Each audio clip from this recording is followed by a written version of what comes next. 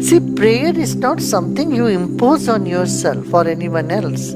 Prayer is a natural call for help or natural expression of gratefulness. Prayer can happen only on two situations or two occasions. One is when you are desperately in need of something and you pray. When you realize you are weak, you cannot handle, you cannot get it by your own effort, that is when you ask for help. That is the prayer. And the second occasion prayer happens is when you realize you have received so much more than what you really deserve,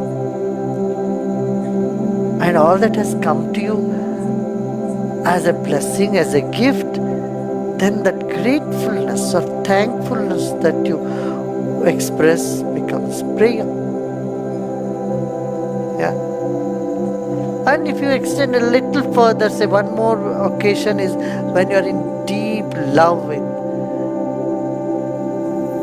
the universe, the maker of the universe, or the energy in the universe, or the divinity in whatever form or formless way you perceive it. And that is prayer, that is devotion. Yeah. So it is something which happens spontaneously. And it's good to have a little ritual associated with prayers because it adds color to life. You know, you do pray in a particular manner, light a lamp or a candle or something that brings up the sleeping emotions. These are benefits of prayer. Benefits of prayer are what? It invokes the sleeping emotion, number one. It takes away the worry and burden in your head, number two.